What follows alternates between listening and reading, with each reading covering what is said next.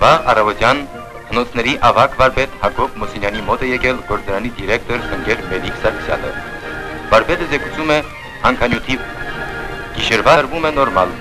հանքանյութ բարձել հնոցների։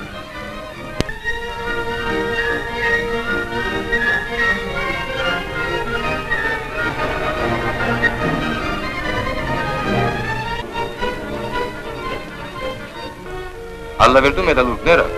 զինված համագումարի որոշումներով կհասնեն մեր բղնդաշնորհության նոր վերելքի։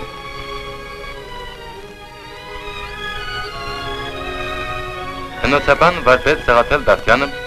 խոսում է գործարանի դեռևս չօգտագործված հնարավորությունների մասին։ Գործարանը սարքավորված է առաջավոր տեխնիկայով։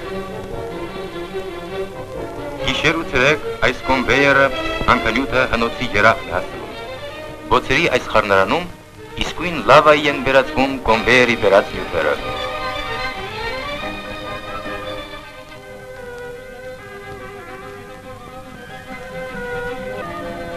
Բղինձ, հրաշալի մետաղ, նրան սպասում է խաղաղ ստեղծագործական աշխատանքով զբաղված մեր ողջ երկիրը։